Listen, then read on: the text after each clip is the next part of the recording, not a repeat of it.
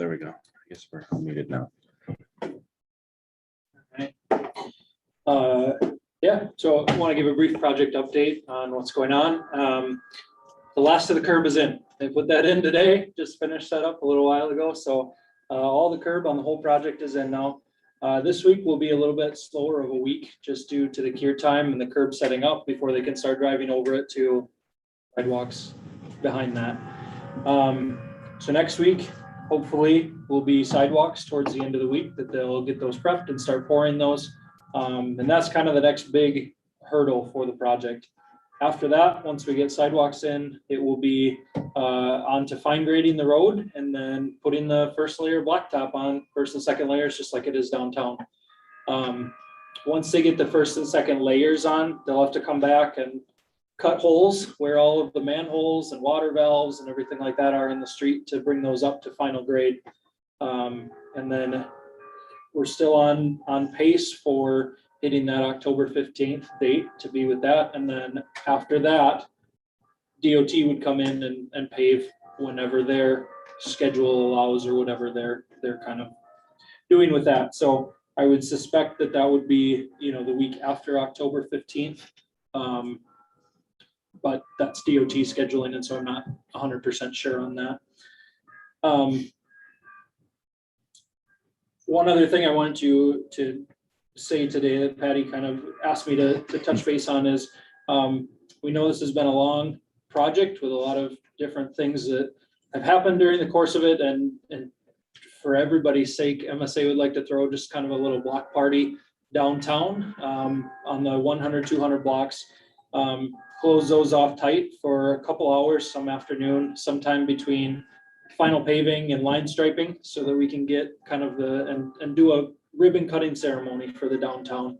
And MSA would like to do like either root beer or root beer floats or something like that as part of that.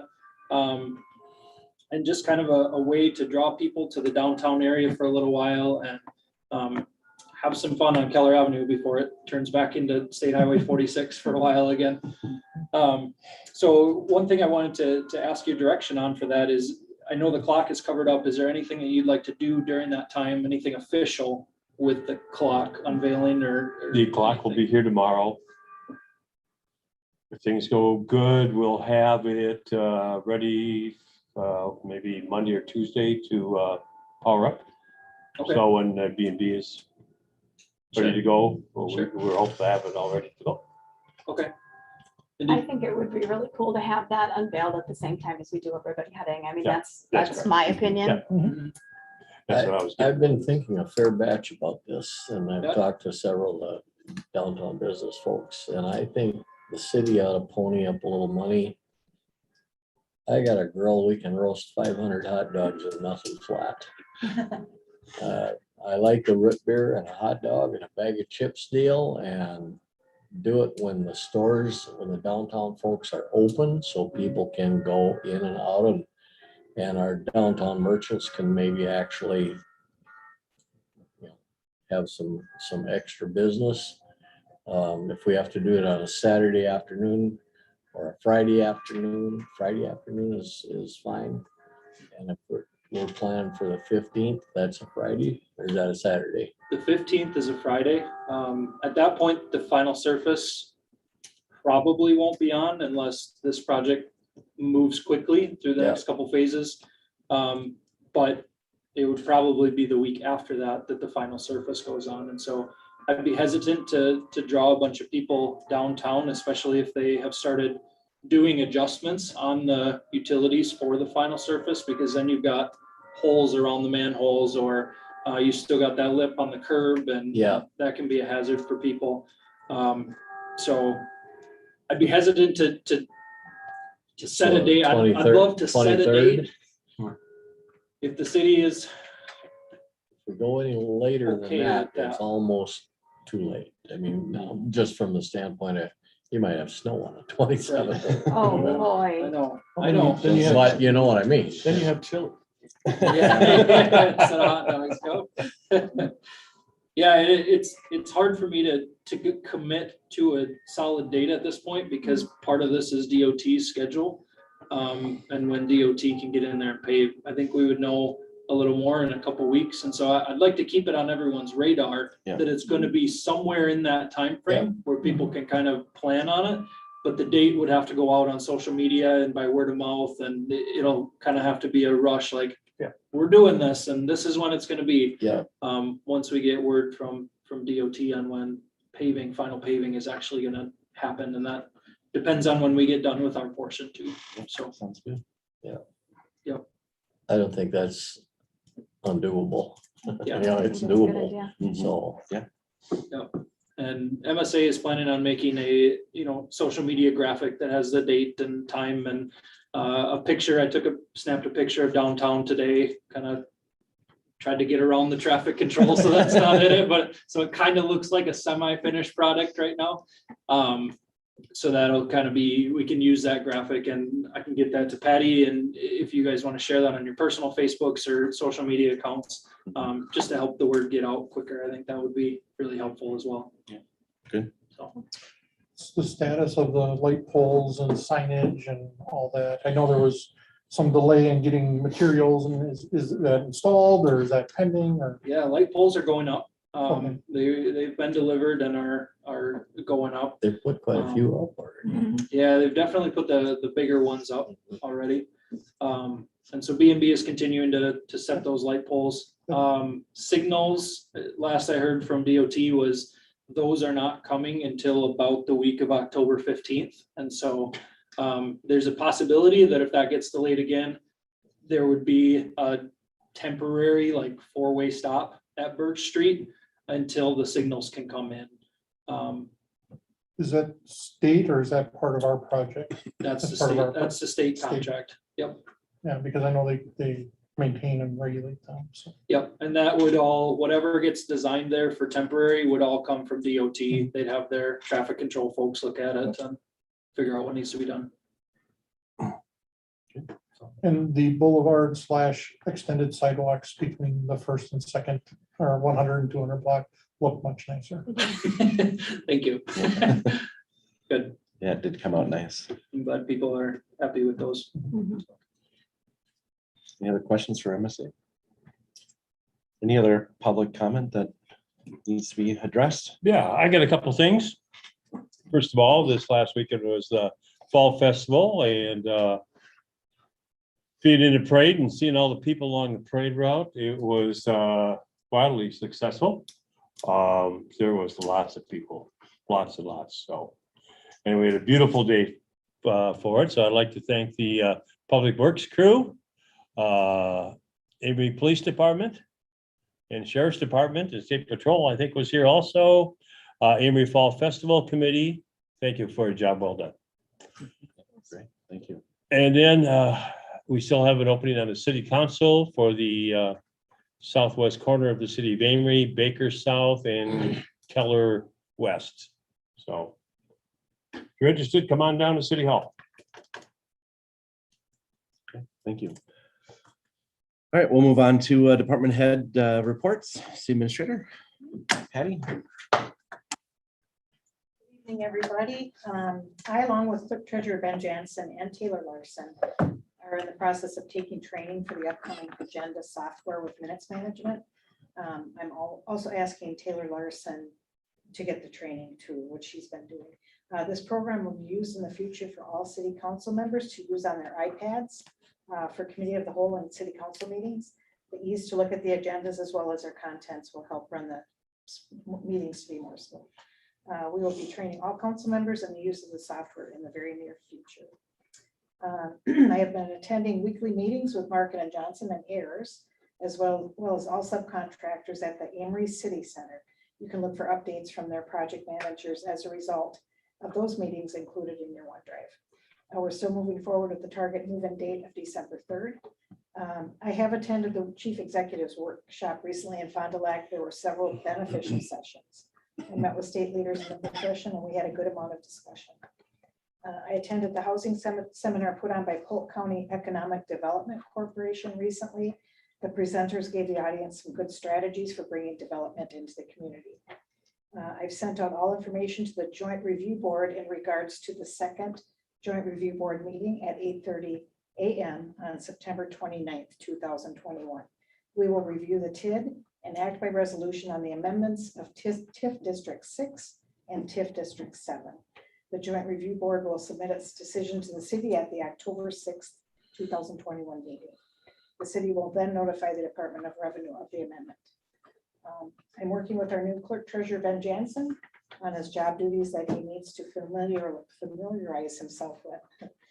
I am in the process of getting back to regular department head meetings. Those kind of been on the slide for now, but we're going to get back to that. And the 2022 budget is getting put together. Fire committee met and they will meet before budget completion and submit their budget numbers for the fire department. Look for a few meetings starting probably after October 6th. So target date, we're going to shoot for November 17th for the public hearing on the budget. Any questions? No, thank you. Yeah.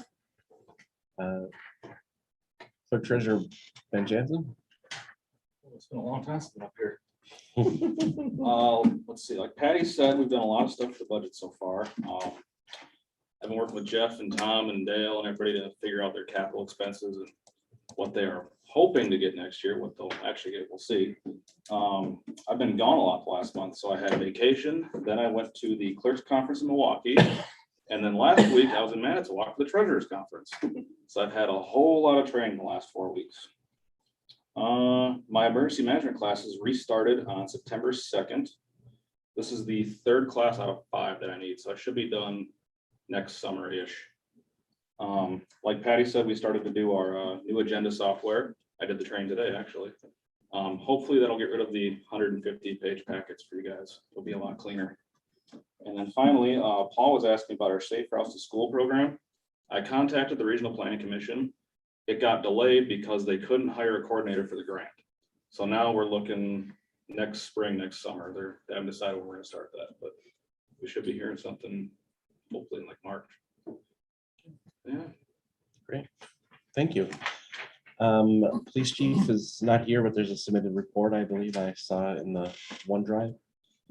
Director of Public Works is not here. I didn't see a report from him. Did I just find one? Still, and I guess Okay. yeah. And library director there was a report in OneDrive for that as well. Okay, good.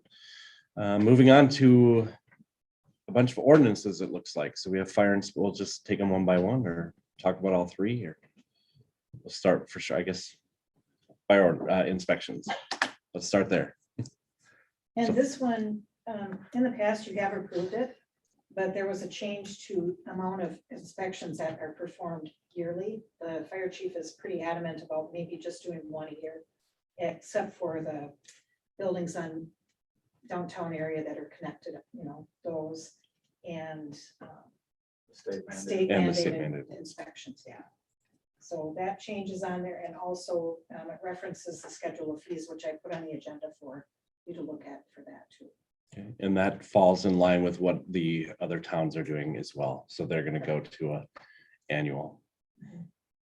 Just keep in mind, by going to a annual instead of twice a year, every 6 months, we're losing funding through the state, Yeah, I We're was, doing what? losing funding through the state. No. Not if Wow. not if we have an ordinance that says it's, so We we don't won't be. lose funding, but you don't get any slack on it either. Right. So now, If he doesn't do the, if you didn't, if you don't get, when you had 2 of them, if you got one done and you were 2/3 of the way through and they audited you, they'd walk you by, but now you get one time that has to be done then. So, I think we need to stay with it twice a year. I understand Dale's issue with it, but then again, he's got a half-time position with the fire department, that's what it's dedicated for, and I think we need to stick with it. how much money are we talking about that we're giving up by not having two? We're not giving up any Okay, money. how much money would we get if we would do two? not We- anymore. Right, we'd get the same amount. Okay, so it's not any longer, you would get additional funds by doing two a year. No, Right. if you don't do 2 a year, you don't get the funds. If we have an ordinance that says we'll do it once a year and we meet the once a year, then we will get the funding. Okay, So what happens when we don't meet the once a year? then we wouldn't get the Then you funding. don't get the funds. But that's also then a performance It's a little bond. more, it's a little more Yeah. tightly scrutiny. And that's the way it's been forever, you know, 50 years at least. But hasn't been until the last 20 years that the state's really taken, you know, years ago, you used to get audited every 5 or 6 years and, you know, that was good enough, but I support the once a year for everything except the main, The zero lot Down, lines. yeah. Basically. yeah. Our ordinances are a little bit slack on that. I mean, are watching that. At one time, if you had adjacent buildings shared a common wall or they were tight together, we had part of our ordinance said you had to have steel conduit, and you know that's how you had to wire with it. Long time ago that went away just because the building inspector at the time didn't care. So you know, we've had some issues over the years with that. But I think twice a year for the downtown area is still very worthwhile. And the other state mandated twice a year is the hospitals, the schools, churches. So I'd get along without them too, except that you know, because they get inspected twice by the fire department. DHSS does them 4 times a year, I think. Somebody else does them a couple times a year. I mean, they're inspected to death really, but it's the law, so we do them, so.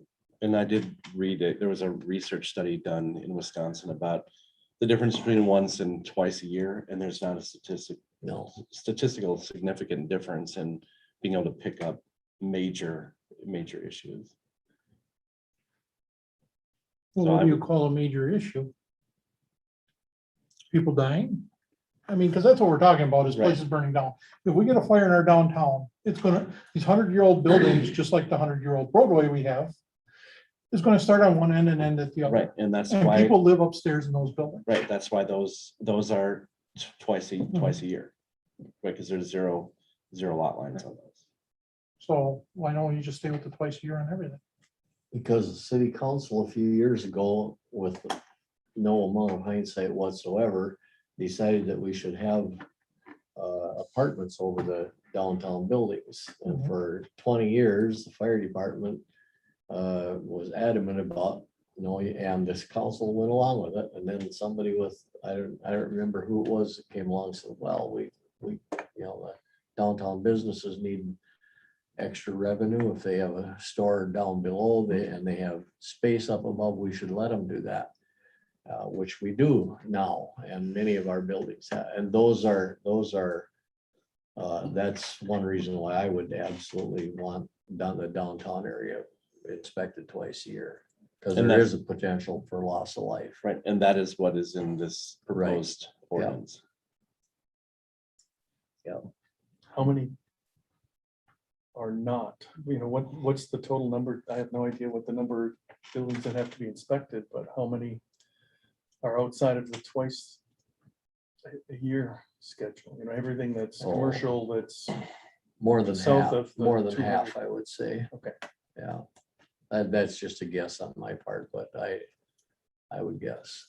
The issue with the buildings that are not in downtown is that they're almost, with the exception of the mall, you know, they're all separated by distance, or very, very few distances that are not downtown have common walls, very few.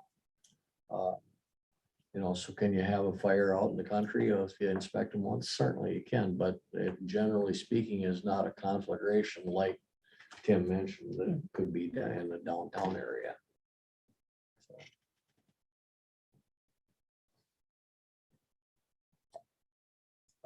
I believe the last fire that amounted to anything in the downtown area was in the early 60s, maybe late 50s. So the fire inspection has been doing something. Maybe that means we're due. I don't know. Don't say that. Well, I guess I'm in favor of, making the change to go to one, except for those that are adjacent, as long as we're not leaving money on the table, because I feel like that was the case before, that it was convenience to only do it once a year, and that was what was desired by the chief, and I don't think that that's the reason to make a change. So if it's not a matter of leaving money on the table, then I'm okay with it, as long as that twice a year stays in for the adjacent buildings. Yes, we have a motion. on I the guess floor. if that's it, yeah, I'll make that motion. I'll second. Second. Okay, all in favor? Aye. Opposed? Yeah, Motion carries going forward to council. Second one is about abandoned vehicles. So this is one that Chief Marson brought forward, Patty and Ben. Yes.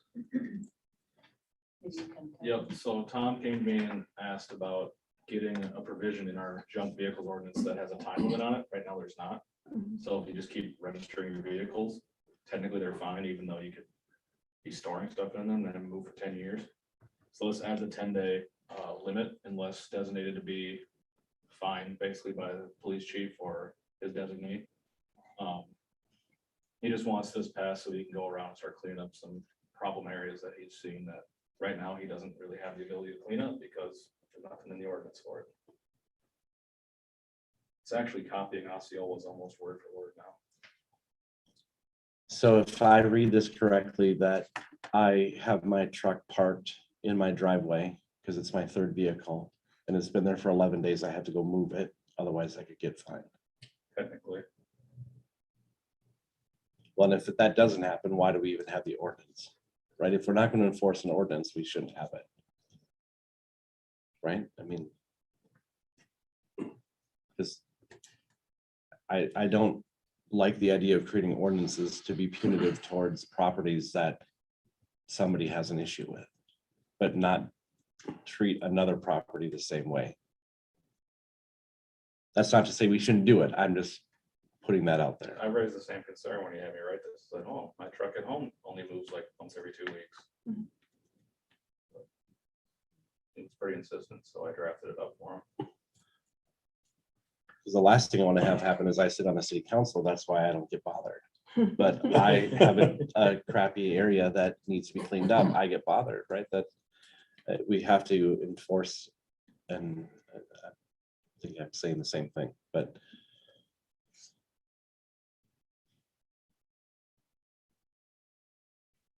I think 10 days is too short. I agree with you. You know, the thing says, like you said, 11 days, that's set there 11 days. And then it's 48 hours after issuance of a citation. So you really got 13 days. And if you get a citation, well, there's also in there, notice to the owner or secured party. That it is in violation. So yeah, it's there for 11 days, but you're also got probably a 10-day notice in there as well. And then if you do absolutely nothing with it, so it's not just 11 days and they're going to be a tow truck in your front yard either. So seems to me, unless you went to Arizona for the winter and you got a ticket, you would probably take heed to getting a citation. Should there be a provision in there for something like that? Mhm. Yeah. Or you have a vehicle that's not primary, that you can register as not primary, but we're acknowledging that it doesn't move very often, or I'm gone for the winter, or I realize it's changing it a bit, but still, there are enough of those in Amory that people go to Texas. My suspicion is that this ordinance is something that Tom wants to be put in place to take care of some properties that have 4 to 5 to 7 vehicles parked in their backyard. But we don't want to make it a burden on Right. others who, just the way the circumstances are, if you have a third vehicle, there's only 2 people.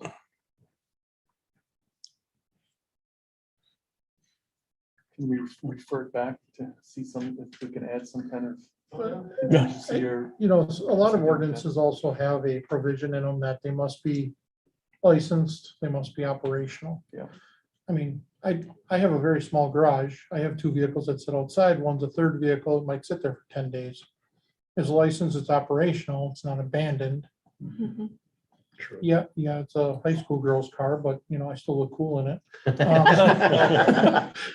When you have to tip. So you Yeah. think. You know, or, you know, let's take it a step further. What about my neighbor who's got his snowmobile sitting next to his garage? Yeah. It's been sitting there for longer than 10 days, I can tell you that. Because he won't let me ride it through his backyard. So, I mean, yeah, I think we need to send this back for a little more consideration. I mean, Tom, you know, definitely Tom's got some, I'm guessing he's got several residents on his radar already that he's looking for some teeth to do something with. But I think looking at a bigger picture is could be a, you know, why did you enforce the ordinance here and not here? It's the same situation. Along those same lines and dealing with the last ordinance that we passed on inspections.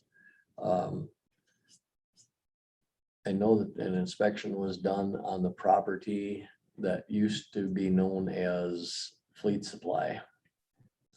And I know that at least something, a direction was issued. Do you have any idea where we are on that and whether we're on legal grounds as far? I have not heard back from the inspector. The inspector said he made an appointment with the owner and the owner never came and showed up, so I don't know where that sits after that. He hasn't gotten back to me, so. So, And that's in the Pardon? town. That's not in the city. No, it's- That's right, not- it's in Blackbrook Township, but we cover that and I believe their ordinances say that our ordinances for fire inspections cover their townships. That Hmm. was something that we talked Yeah, we about. talked about it fire, Yeah, and I believe that's all done. right. So it would seem to me that He couldn't direct, go in the building. I know that. pardon? He could not go in No, the building. No, Because the owner so, wasn't so I there, think so the direction just for the looking fire through. department is Yeah. go to the judge and get an inspection warrant. Mhm. I would think so. Rick and members of the council, this is Eric Henningsgaard. I was hoping you'd be on. Yeah. Hey, so I'm actually joining the meeting in another capacity. But I do know that the town of Blackbrook is following up on enforcement on that project or on that property. We've employed the police department, the Clear Lake Police Department, that is following up on some enforcement. And we're also talking with the county, who had tried some enforcement last spring and never followed up. They said they'll now follow up on that as well. So hopefully we're hitting it from all fronts. I'd still encourage you to take your action that you're looking to do here with the fire inspection. And we'll see if we can get some movement on it. Pass the resolution to abide by the Amory Fire Department inspections, right?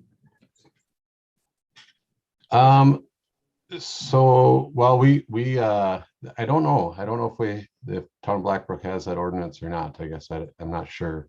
Obviously, the their fire department serves that part of the town. And so I would think that, you know, When would it have been passed, Rick? Since we started fire committee, Yeah, but I think they said they were gonna bring it back and then post it for approval. So that, I don't know if it's been approved. Like, he probably is correct. I don't think they've done Okay. that yet. I know on the town side, there, you know, we're looking at ordinance violations along with the county and zoning violations, so. If the fire department wants to go forward with it, have at it. well, you know, just because we got her loaded, don't mean we gotta shoot all the bullets out of it at once. No, but you know, this has been a problem that All has the been time. persistent for many, many years, and let's get taken care of. Yeah, So So, maybe yeah, we I think can it's follow. coming. I You think can their only puff your approvals chest are and coming. threaten so much until you finally have to do something about it. Okay, so we're sending 14-2021 back to Tom for further revisions and to Ben. Ordinance 15/2021 for city officers. And that's just due to the new change in positions. We wanted to make sure we included administrator as separate and clerk treasurer as separate.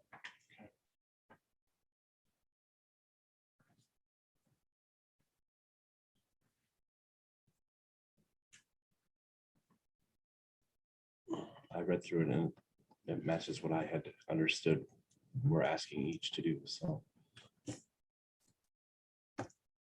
Make a motion to approve ordinance 15-2021. I have a question One. before you get started. Naturally, he says. Because I have been involved in one of these kind of deals 10, 12 years ago, something like that. The last sentence says the council may provide for payment to such official such sum as it sees fit to reimburse him or her for the expenses reasonably incurred for costs and attorney's fees. Where are you seeing this? Huh? Where is Right at the this? bottom D. Of what section? 101-1, It's the beginning. Okay, thank you. paragraph D. Legal representation. Yeah, that I can only tell you how I was involved with it. Normally, I believe our errors and omissions insurance covers Yeah. all of those things. Yes, we However, could probably take that out of there. however, in the case that I was involved with, I was appointed to a board and I was legitimately a member of that board as an EMT. My EMT errors and omissions did not cover that. And so I was forced to pony up 16 grand for attorney's fees for over a year until the matter was resolved, thrown out of court, basically. And then I had to stand there with my hand out, hoping that You get re- the ambulance board would reimburse my attorney's fees. At which point I told them that would be the next lawsuit they'd be involved in if they didn't, but I guess I don't want to put somebody, if we have folks that are on boards, let's say that, I don't know, nothing comes to mind exactly what kind of a board you would be appointed to, but one of our people might be appointed to something else that didn't necessarily fall within the scope of their employment, but was still a result of their employment. So I guess I don't know if that's worthwhile or not. I know it scared the snot out of me when I was sued. I think that the section mirrors what state statute says. It does. Because the municipality will reimburse for legal fees, but the key word is reimburse, If you win, right? yeah. So, but anybody who's appointed by the mayor or this council would fall under our errors and omissions. So if you were appointed to the ambulance board, you would fall because that's within the scope of your employment I wasn't though. I was. as a city council Yeah. member. Oh, yes, yeah. And I think that's what we need to be cautious of is if we're sitting on a board, what is our role? If that's the right term to use. Are we sitting on this board as, like I sit on the AEDC board, but as a representative of the city of Amory? Certainly. So is that my role? Just like you sit on other boards and we all sit on boards for something. You're on library board, or whatever. And so I think we need to just make sure that as long as we're doing it as part of our role as city council person, mayor, whatever our role is, city clerks and city administrator, we just need to make sure that we're within that role. Which makes sense. Mhm. That makes sense. So out of that discussion, does anything change in this wording? Just to get back on some track. I would, I don't I don't think know. so. I can just tell you that I would certainly have appreciated being protected as a legal member of a board. That would have been, But even if the mayor would appoint us the board that comes to mind If is you're planning. appointed, yeah. Yeah, is planning commission, because we have Yeah. non-elected appointees on the planning commission. And, you know, if the planning commission approves something that would cause some legal ramifications, those appointees would be covered under city because it's an appointed position under the mayor. So I think we just need to, and that's what the purpose of that was, is the general powers of the officers, and in which we are the officers of the city. Want to reinstate that motion? My motion's still on the floor. I haven't Okay, so we're repealed looking for. And a I'll second. Okay, all those in favor? it. Aye. Opposed? All right, we'll move that on to city council. But I also think we need to, and now that that's passed and this discussion was brought up, perhaps we need to look at that in the event that. So as my role as a police officer, I have a supplemental liability insurance policy. And we talked about our police department doing that as well.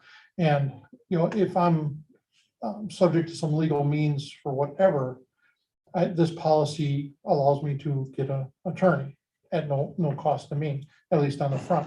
Will those costs be recouped afterwards? Yeah, absolutely. But on the forefront, I don't have to pony up that money. And I think that might be something we need to look at as well as part of our insurance of, you know, when does this kick in? You know, is there something, you know, just so that we don't have to mortgage our homes or take out another loan because we're here, you know, trying to serve our city. As I look at that, it says whenever any official in his or her official capacity proceeded against or obliged to proceed before any civil court, board committee, yada, yada. Or to defend or maintain his or her official position, or because of some act arising out of the performance of his or her official duties, and she has prevailed. The way that reads to me is that if you're doing anything in your official capacity, you still may have to prove that, and that's either errors and omissions got to take care of that, or we have to do that. I mean, it's not fair to expect somebody to, you know, Right. say Mahoney gets sued by Eric because of some dereliction of duty, and we say, sorry, Mahoney, you got to hire your own attorney. No, we can't be doing that. Exactly. So I don't know. So maybe that's something we can research. yeah. I And will. come up with a Yeah. solution. Yeah, before I the just next, want to protect the folks we got, because I know that 15 years ago, that put me in a real untenable position. Right. Yep, we'll look into it for you. Okay. all right, moving on to the next resolution, 16/2021, redistrict ward boundaries. Yeah, this is come about, we have to do it every census. And so what I did is I looked at our wards, and I'd like to keep the wards the same, but the population has changed. And that states that in the resolution. What I will do once this is passed at council, I will forward it on to the county. And our job is done for what we need to do for the city. And I've also included a copy of the ward map that I had updated, so So the boundaries did not change, or they did I change? did not change the boundaries. No, Did our population shift quite a lot between wards? I would say no, Okay. not substantially. So I kept everything similar, and the population shows up on there.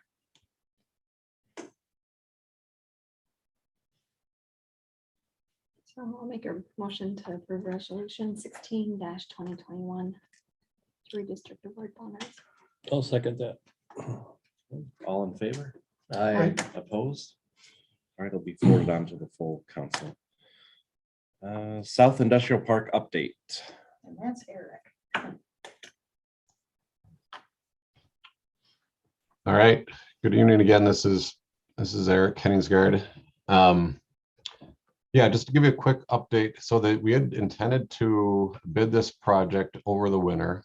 Design is substantially complete, and I was thinking about this project the other day, and I was like, well, why wait? And I had seen Councilmember Strobush and another capacity and mentioned it to him of, why don't we just go ahead and bid this thing now? Would give the opportunity for contractors to do some work over the winter if they want to do some clearing and grubbing, that kind of thing. Being that the project is out in a field in the middle of nowhere, it gives some different opportunities rather than a killer avenue project, as that comes with a lot of complications, obviously. So Tim suggested and that I get on the agenda for tonight and talk to you and see if you'd be in favor of moving ahead and putting the project out to bid now, rather than waiting a couple of months. So if we did it now, we could have it for the November council meeting consideration. So that's the first topic, I guess, I want to talk about if you guys are open to bidding it sooner. And then the second thing I want to talk about is we had designed the project as two separate segments.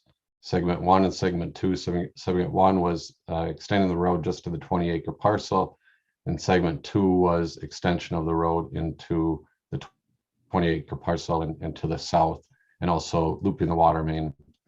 And we had done that as an opportunity to allow the city to award either segment 1 or both segments. And as we've set up the project and looked at TIF funds, there's funds available for the entire project, and maybe there's not a need to bid it as separate segments anymore, as I don't know if you'll need that option. And if you don't bid it as separate segments, you get a little bit cleaner project. You wouldn't have the potential of getting two contractors, one on each segment. You can work through some contracting things for that, but also have the potential to save some money on contractors being assured that it's going to be what you intend it to be, which is the full project. So two things for discussion. Should we bid the project now or wait? And should we bid it as one entire project or keep it the two segments? Have you talked with the other arm of SEH because they're doing the airport layout plan for new master plan for the airport? I have.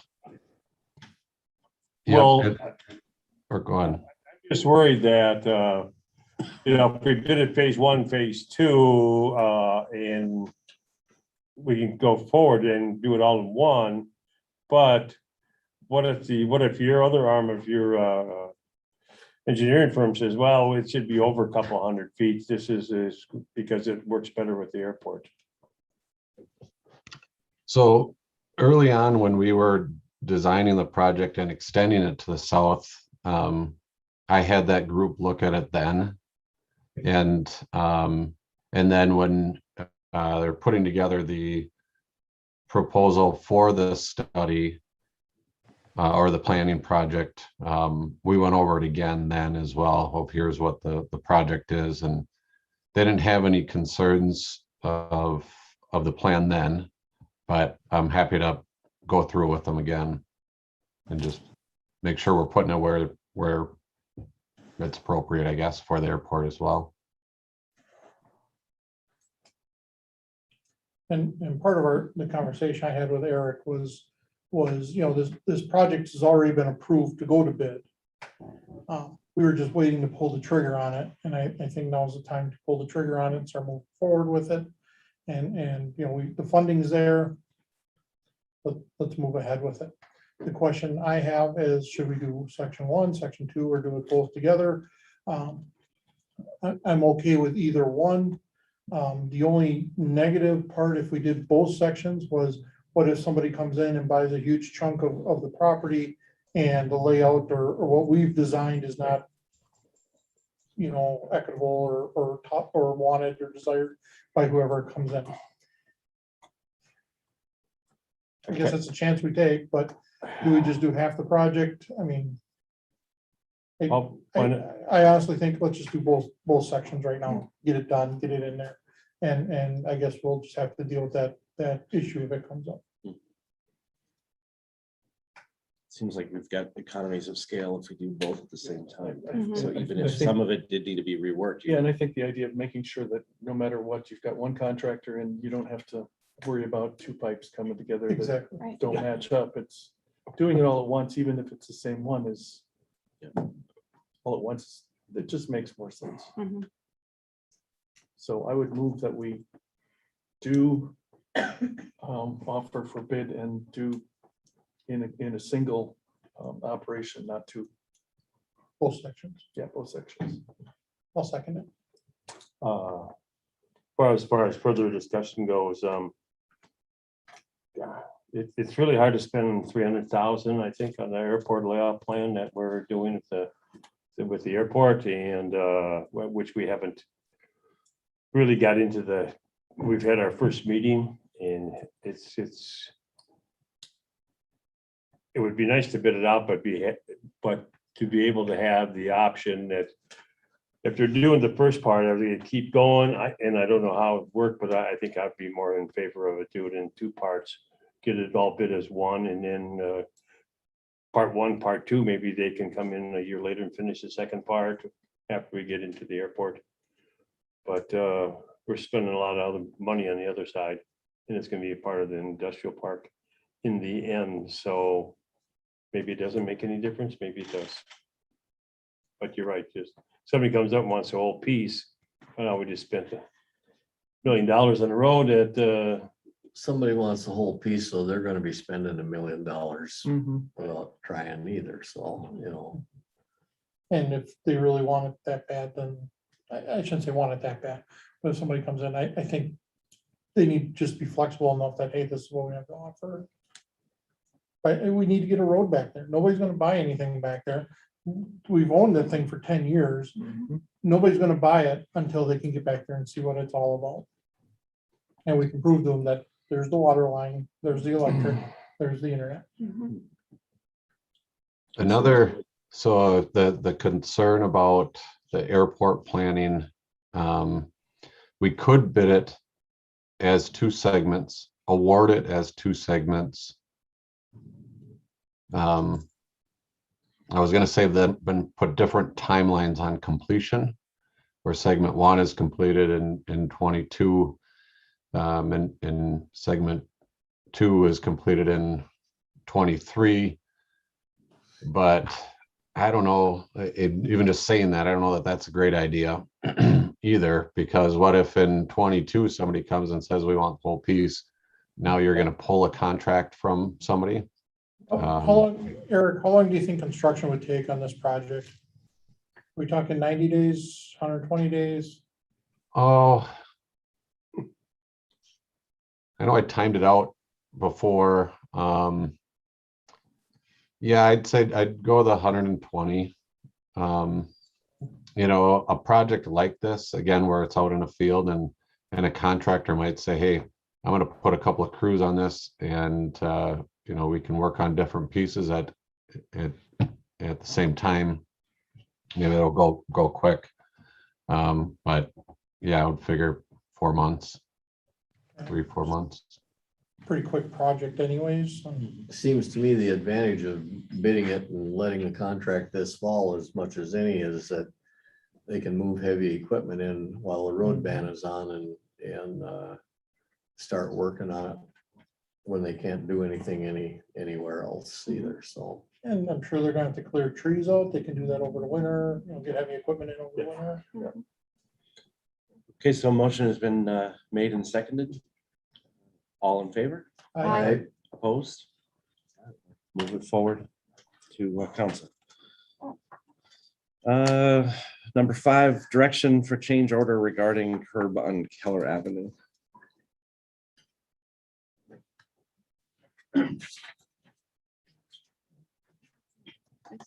So I don't know if you all got a memo from me yesterday. But essentially what is happening is that when we were getting ready for pavement, I was looking at some of the curb and I looked at it and I said, that just looks a little thin. And so I dug down a little bit underneath the curb, kind of every 50 feet down through there, and came up with an average of about a 1/2 inch to 3/4 of an inch thinner than what it should have been. If you remember earlier this summer, we were here. We talked about this already. And so at that time, the bid price that we had for curb and gutter was $11.50 per foot. And we talked about the reduction at that point and reduced it down to $9 per linear foot, which was approximately 22% deduction. This time, this is all rework. All the curb in the downtown area was at the rework price, so we approved on change order 3 in the September meeting. And that came in at $19 a foot because of timing and rework issues and all of the things that the contractor had said, this is why the price went up. There's approximately 1,583 linear feet, so it's nearly all of the curb between the 2 blocks downtown that are on the main line of Keller Avenue that are that 1/2 to 3/4 inches thin. And so I talked to A1, the prime contractor, and they basically said, we don't have time to, like, tearing this out is not an option. Like, it's just not. And so they're aware that there would be some sort of price deduction associated with the work. I guess your job is to come up with the price deduction that you would like to see on this work. Knowing that this is rework and knowing that it's the mistake that was made twice. I think it was unintentional. However, Sampson Concrete has acknowledged that it's not 8 inches out there like it's supposed to be.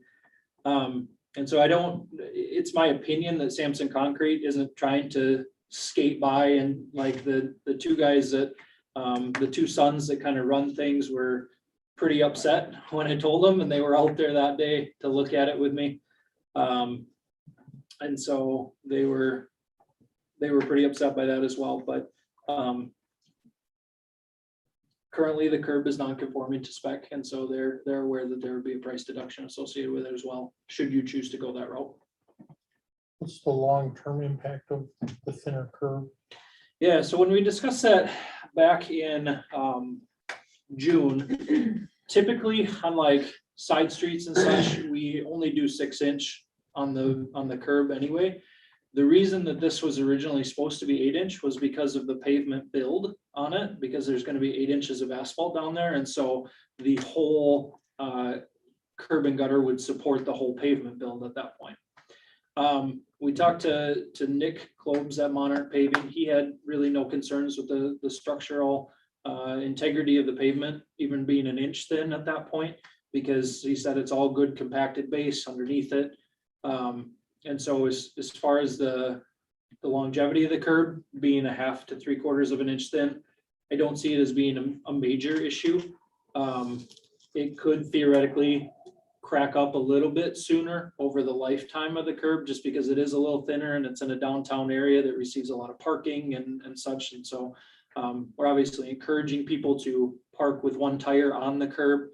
But I don't suspect that it's gonna be, a difference of 15 years off the lifespan. I would expect it to be less than that. The last curb's been there how many years? I have no idea. A long time. I just don't I'm sure understand that how, wasn't 8 inches when that was put in. No. I just don't understand how the same mistake got made twice. Once is an accident, twice is wasn't an accident, or is that a business model? Now, I'm hearing from you that it doesn't appear to be, but That was the impression that I got. I mean, without being involved, I can't say for sure, but that is the impression that I got from the 2 sons who run it. What's it coming in extruded out of like a machine? Yep, and so what happens is they had to weld a little piece.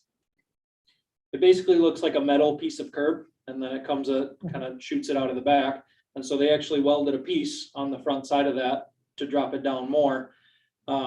And that's why I think we are seeing deeper curb than what we did when they just had their 6 inch one on it. Their 6 inch form, but it is. And for some reason, they use the same form from Center Street down to Elm Street, and we checked a decent amount of those, and that was all 8 inches. And so I have no idea why this downtown area ended up 1/2 to 3/4 of an inch then, but it was acknowledged by A1, it was acknowledged by Sampson Concrete that that's kind of where we're sitting. So if we lost 1/8 of the proposed amount, 8 inches, and now we're down to basically 7 inches, right? You're between 7 1/4 and 7 1/2 through the whole thing, so Okay, we lost so- probably, So if we lost 10% there. Yep. And then we got 10% less blacktop also. no, the blacktop will still be the same. It's underneath the So, bottom part. yeah, they'll grade down, and so underneath that curb is compacted base aggregate. Yeah, And so when they cut that out with the graders, they'll just be right along the edge of the curb. You'll see, 1/2 an inch of gravel that goes all the way through there, and that asphalt will still compact into that gravel just fine at that depth.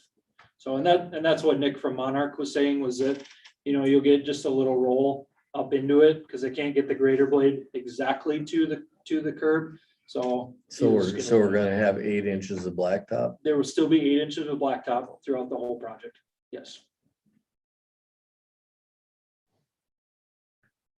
So not only are we buying 10% or getting 10% less material, we're also reducing the longevity of it as well.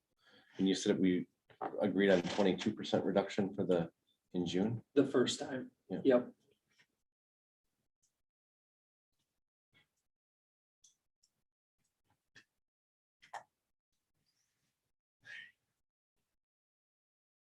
But the first time it was quite a bit less though, right? Mhm. First time was like a full inch less than what it should have been. It was down around that 7 to 6 3/4 kind of average.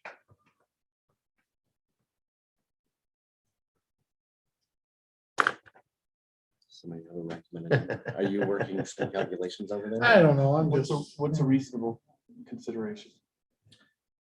You've been here before. Yeah, We don't have to listen to you, but you can $10 give us a a foot. recommendation. I Instead of completely 11. understand. But someplace to start. I have struggled with this over the past week as well, because I see it from both sides. I see it from Sampson Concrete side of saying like, well, we did 22% last time. Can we do 20%, 22%, something like that this time? At the same time, I'm like, well, this is the second time this mistake's been made, so maybe the penalty should be stiffer. I'm inclined to say the price that we paid for the last time that it had to be done. Even though it was what was that, 9? It was $9 a foot. Yeah. So that would, at this price would be like a More than 55%, 50%, yeah. deduct off of their rework price. So I get that they are busy and that the changes downtown were requested by the city, and it did kind of impact their schedule. Sure, but on the other side is they charged $19 Yep. a foot too. So Yep. As Absolutely. part of their inconvenience. So the Absolutely. 1583, I mean, if we paid the $11.50 a foot, which was the original price, correct? $11.50 was the original bid price, yes. So that project would have been $18,204.50. If we take the $19 a foot over 1,500 square feet and subtract 22%, it's 23,460. So which equation do you want to use? The total bid or the total project at the $19 a square foot is $30,067.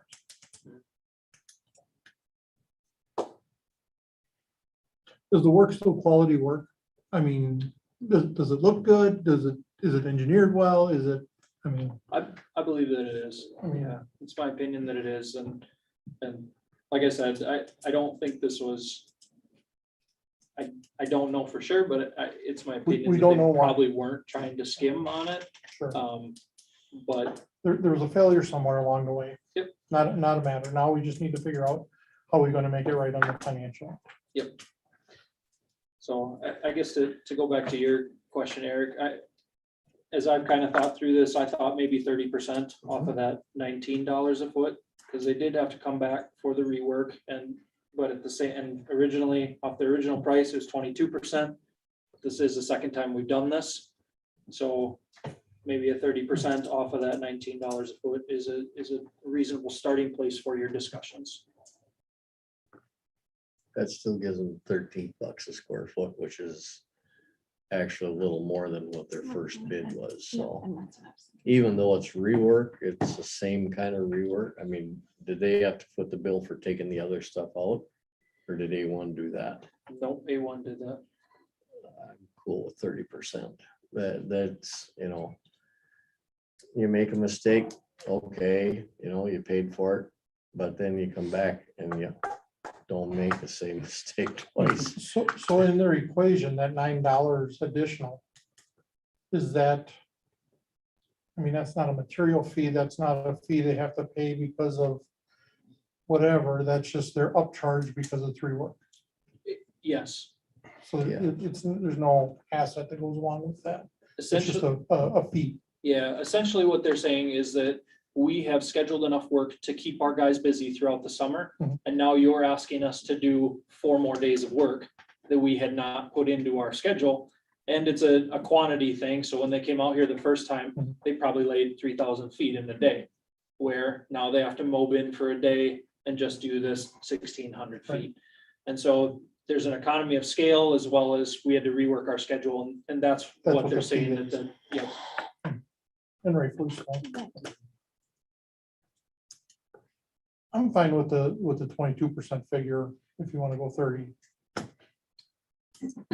Well, That- 30, that's okay 30 too. yeah, 30 is kind of the message that this is the second time. Mhm. And I think 30's probably a good place. So as a compromise, how if we go 25? Well, Or do you Sampson think- still has to agree. Yeah, with they it. have to agree, but anyway, so. Yeah, so what I'm looking for tonight is direction to draft a change order for a certain percentage from you that you would approve, and then it would go to the contractor for approval. At that point, I would say that the city would approve 25% or whatever you decide on. Here's a change order for that. Will you sign it? They sign it, it comes back to you at your October meeting to approve it. So what's their number? I say 25.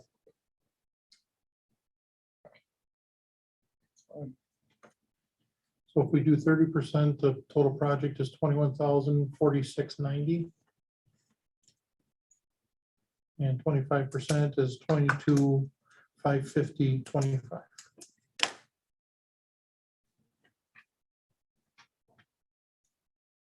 And 22% would be 23,460. I would So move that's to $1,000. do a 25% reduction offer to Sampson as that part of the change order. I'll second that.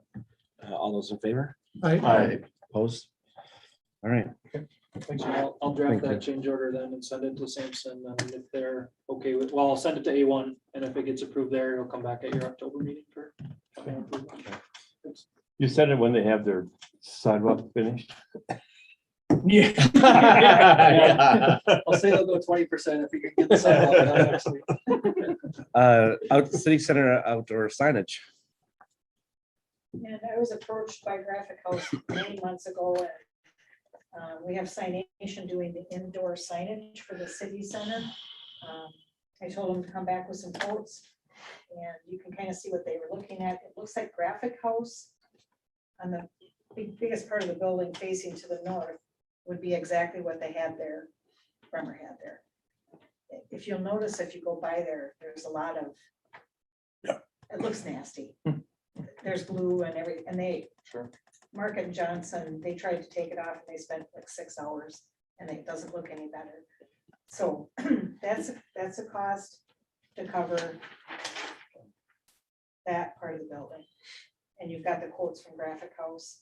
And then he also came back with 2 monument signs, which if you look at Bremer Bank, they're just the shorter sign that kind of stands up. It's not the pedestal sign like you saw that Bremer used to have there.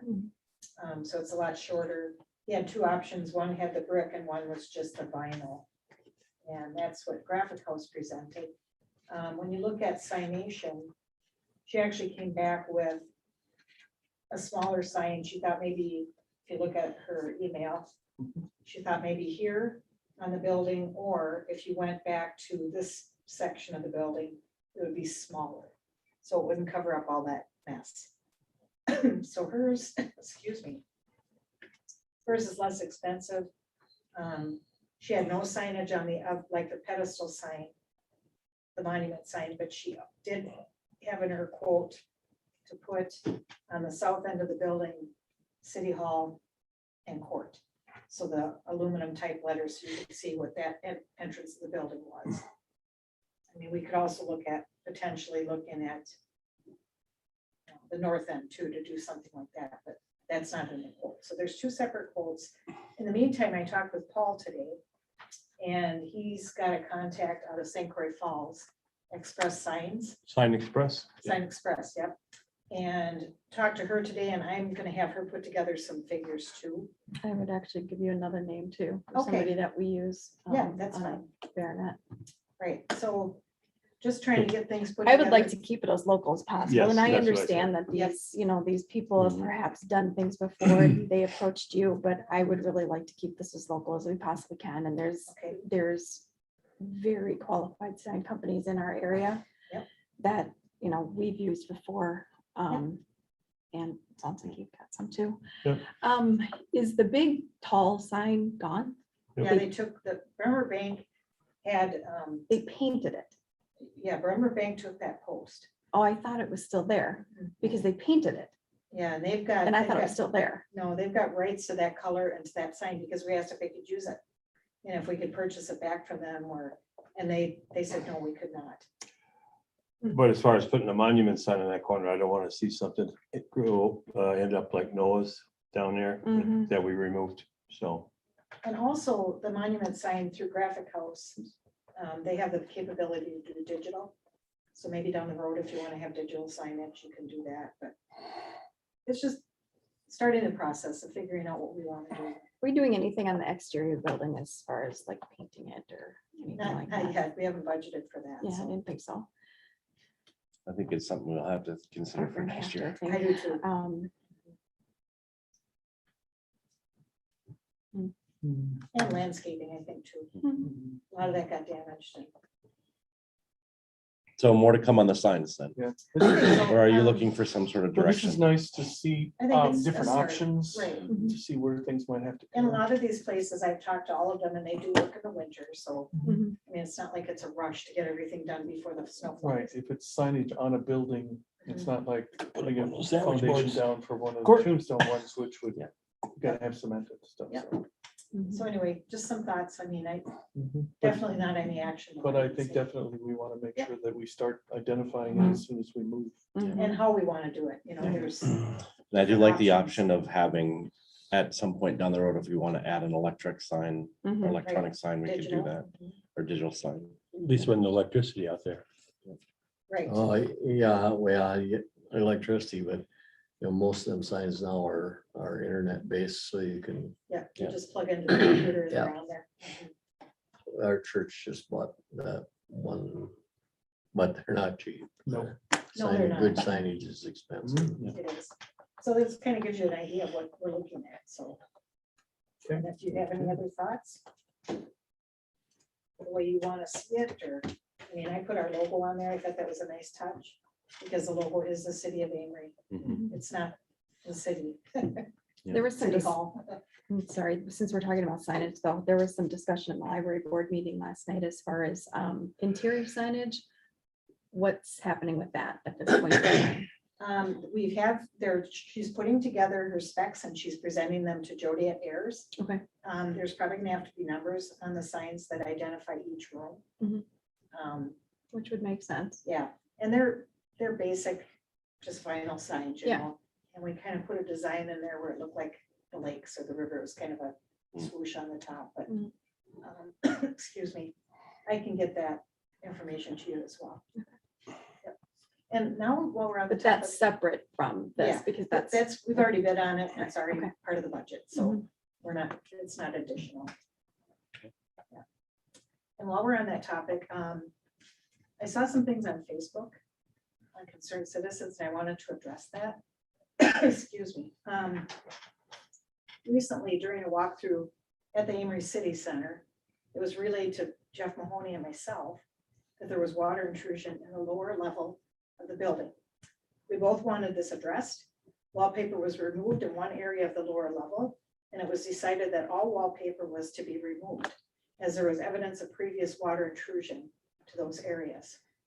We asked Market and Johnson to do their due diligence to look into the areas so that they could be taken care of. They hired an inspection company to look at all areas of concern, and the change order is moving forward for that area. Once the areas are identified, they will be repaired. So I don't want people to think that it's a moldy basement or a moldy lower level. The city is addressing the issue. And if I was down there today and looked at it, and it's a very minor, I would say, mold. It's not, there's no No. black like where I pulled off and had the black behind there. It's a light gray and it's a very, Yep. but it had been wet, yeah. And it kind of seeped up behind the wallpaper, and that you could see in just one little area. So I said, remove all the wallpaper and remove some of the, under the windowsills, I wanted them to remove some of the plywood to see if there's any damage back there. So we're getting it taken care of. So there will be Being no addressed. mold in the Well, basement. and I Some guess of I it was would, The water handling on the outside as well, that Yes. needed to be changed so that that doesn't continue. Exactly. and I would challenge anyone to not find some mold in every building in the city of Amory because of the water table. The water table. That's, And there have been flooding. Taylor used to work at Bremer, and she mentioned there had been like a minor flood years ago. And you can kind of see evidence of that. Where it had previously, It was the 90s. yeah. No, probably within the last 10 years. 10 years. The sump pumps didn't kick in when they were supposed She would have to. been in grade school probably. Yeah. in the 90s. It was before I worked there, and I worked there in 2017, so. And there's a lot of change orders coming, we're gonna be looking at our budget, and it could increase because of that. So we need to be diligent and figure out, do we need to borrow more money? I don't know. So we're addressing the things that need to be addressed. And it's cost money for some of those things. So just to be aware, we're not letting anybody go in there in a moldy building. That's getting taken care of, so. And that's not on the agenda, but I wanted to address that because it was on Facebook. yeah, thank you for that. Yep. All right, number 7, schedule of fees. Schedule of fees, we kind of updated this with the ordinance for the fire inspections. Included that in the ordinance because it wasn't in there. I just wanted to make sure that that was included. Trying to figure out do you remember what section, was it page 2 or? No, I think I just put it at the end. At the very end? Oh, yeah, yep. So she's got it in there. Taylor did this for me. Chapter 226-2, part 2. Subsequent fire re-inspections. What we kind of talked about at fire committee was the second fire inspection. If that's failed, the second fire inspection, every subsequent inspection after that will be $100. So so we're crystal clear on this. Yep. You get your first inspection and you Yep. get your findings. We Mhm. show up for the second inspection and the findings are not resolved, it's $100. Yep. With a mandatory So reinspection second. for another $100. Mhm. So if you do not pass the first inspection, Right. plan on paying $200 in And if you don't re-inspection do fees. 3, 4, or 5. Right. It's gonna be $100 each time, and I think they talked about, they wanna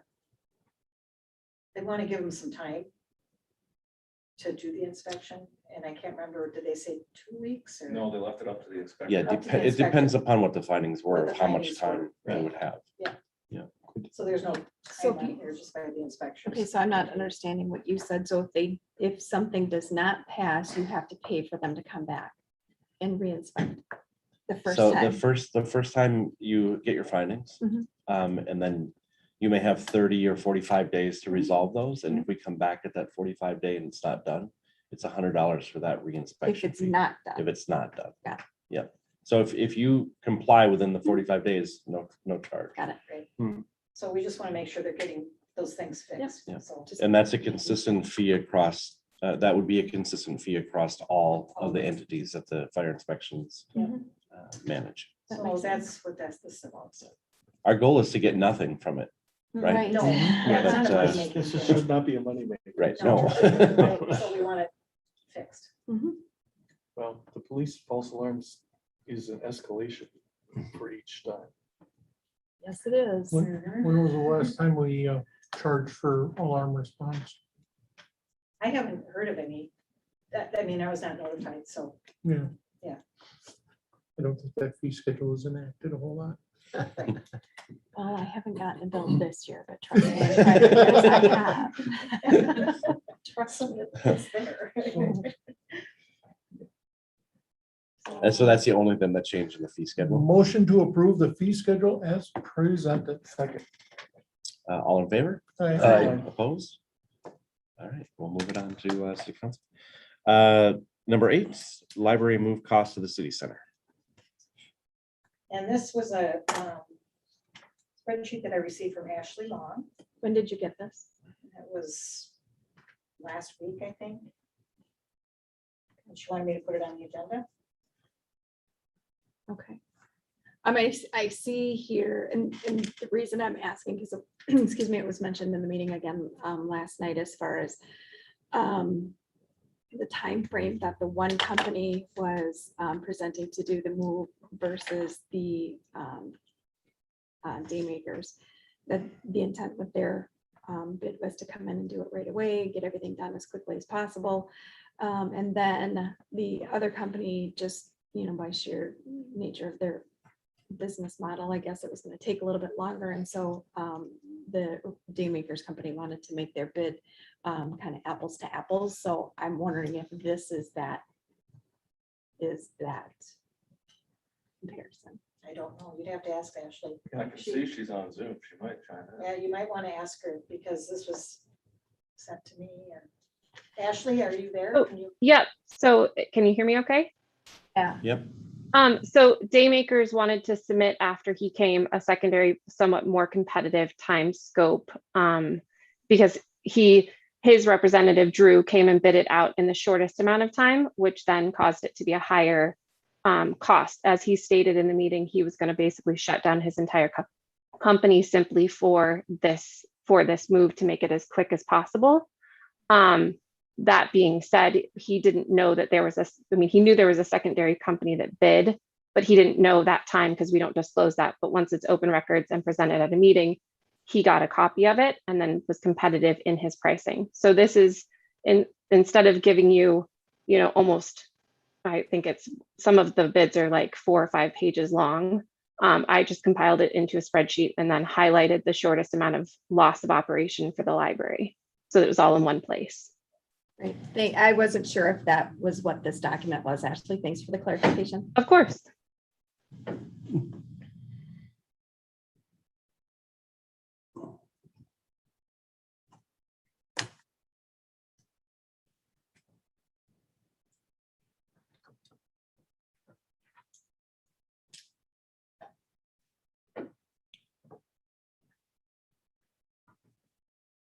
So the ask from the library is for the shortest amount of time. Moving. I'm not, when I'm seeing no shelving, does that mean not moving the current shelving?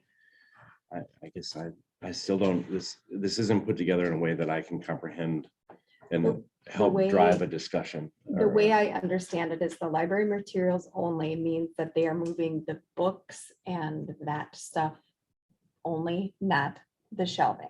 Okay. So if you add the shelving into it, it would be the The first grouping is entire library. entire library. No historical thoughts. So for day makers to do it in 2 weeks, it would be 47,000, right? So I'm seeing that, Yes. right? Yep, that's it. That includes the shelves. Or 42,000 for 3 weeks, which is equivalent to, is it Yergos? Mhm. And they're between the 39 and 42,000. Not including Historical Society. Right. What about the Friends of the Library? Is that included in that move cost? The only thing included for the Friends are getting rid of all of their materials prior to moving because they're wanting to start over and what they have is not going to fit in the new space, and they're going to have donations from other places because they haven't received any donations currently due to COVID. So they're looking at it as an opportune time to reset and re-envision, and they have to figure out shelving and storage for that new space as well. So we would simply be moving their office supplies and tables and chairs, not books and materials.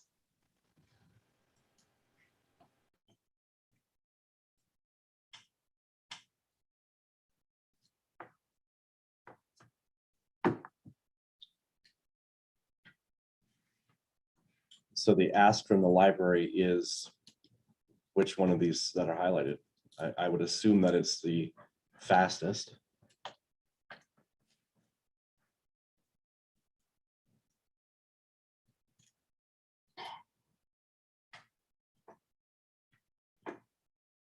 Or what's our thoughts?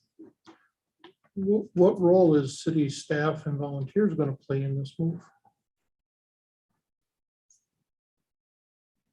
And I guess my question would also be is this bid to include taking everything off the shelves and then putting them back on the shelves as well?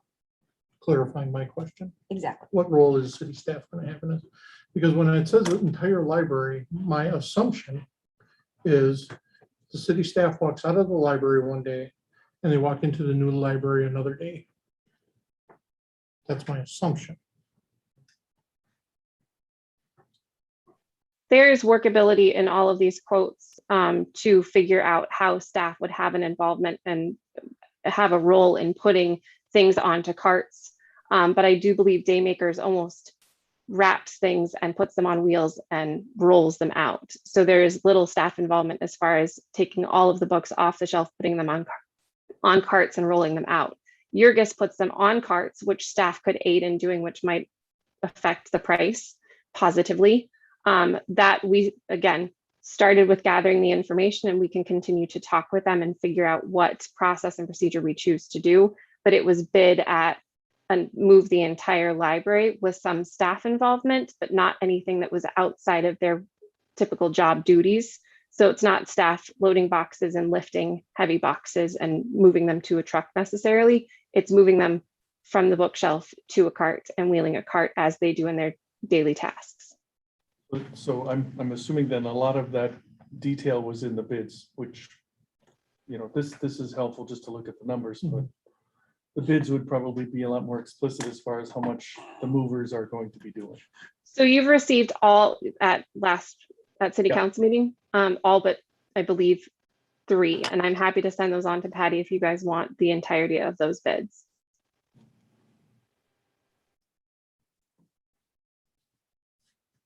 When we're not here to necessarily tell the library who they should hire to move. We're here to indicate how much money we will give to facilitate that move, right? Mhm.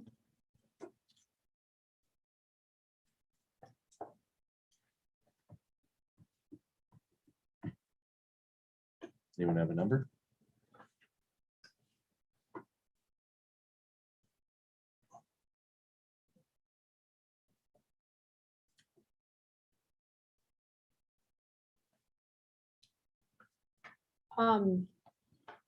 There's been an awful lot of discussion about what's going to happen with the shelves. Do we need new shelves? Do we not need new shelves? The shelves aren't going to make the move, et cetera, et cetera. I think it is in the best interest of the library to perhaps hire a carpenter to assist with that move and not just have a moving company do it, because shelves are expensive, and I see a lot of questions and comments about that. And I have a really hard time paying for new shelving when we have something. I realize it's older, it's starting to bow, but I don't think anybody can expect to go into new building, you get something all brand new. So I think it's, you know, like I said, I think it's important to have somebody that knows something about carpentry involved in that part of the move. That, you know, whether it's both in the breakdown and the put back together, I don't know, but I don't think I would necessarily rely on a moving company to make that happen. That's my opinion. Call Carl, the cabinet maker. I was gonna suggest him, he's I He's a don't really think good that's expert. something we need to debate nor discuss, because we're just allotting funding for the library and they need to make these decisions. We've already allotted 40,000 to the library.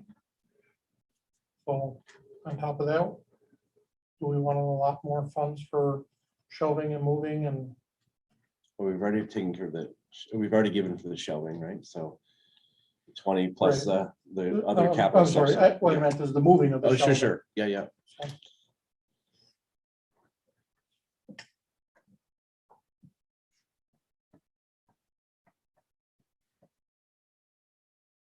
So I'm sensing hesitancy for anyone to throw out a number. Um, Is that a fair thought or?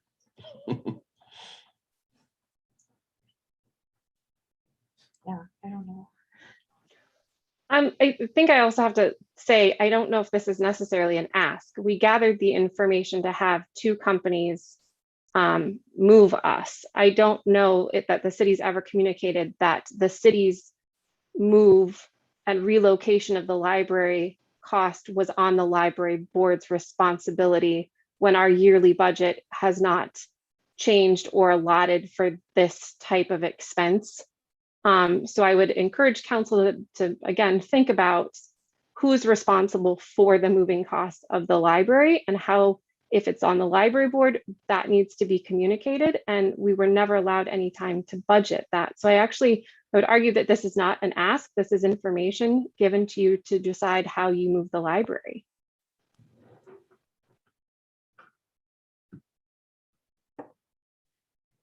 So then with that, you're telling us that we have the authority to decide who is going to move you? I would think so. I mean, we contacted Jurgis, who's a professional library moving company who's moved multiple libraries. Patty suggested that we use Daymakers because that is who the council used to move all of the contents from the old Bremer Bank building to the airport hangar where it's stored in transition of construction. We followed directions and got 2 quotes. And what you guys do with this information, I do believe is up to you, because I don't know that it's ever been communicated to the library board that we are to pay for all of the moving expenses as well.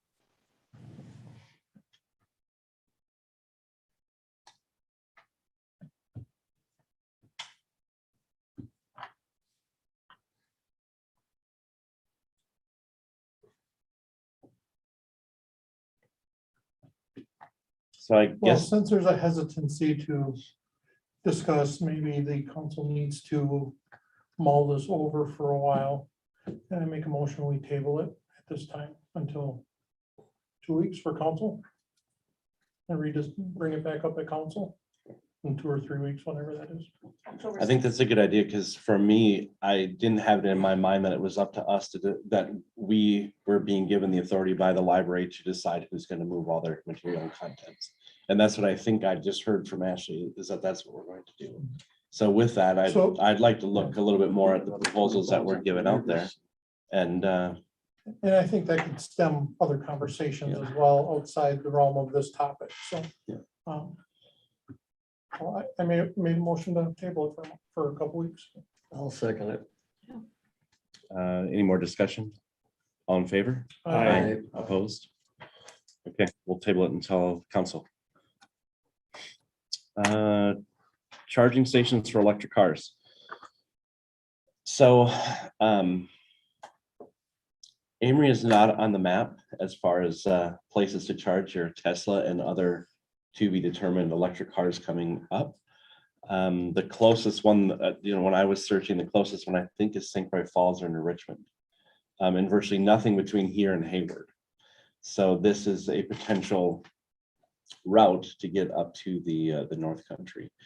I'd like us at least to start to consider and explore what our options are and what the cost would be.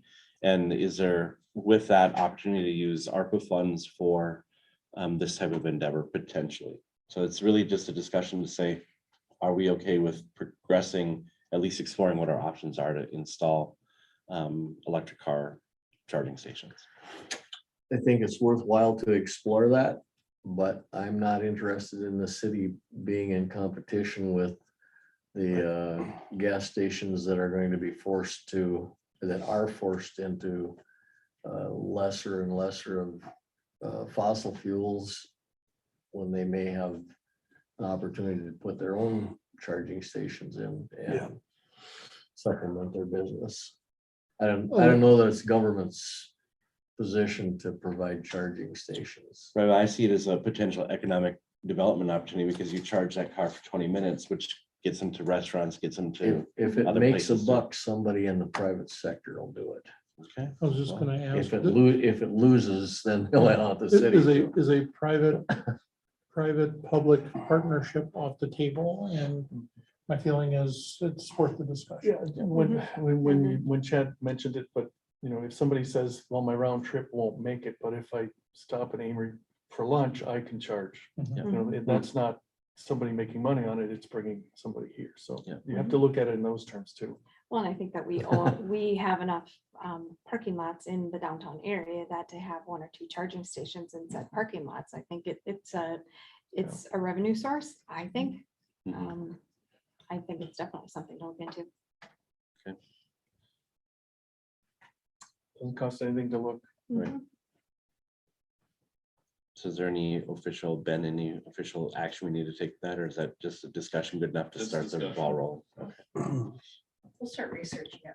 Okay. Yeah. Good.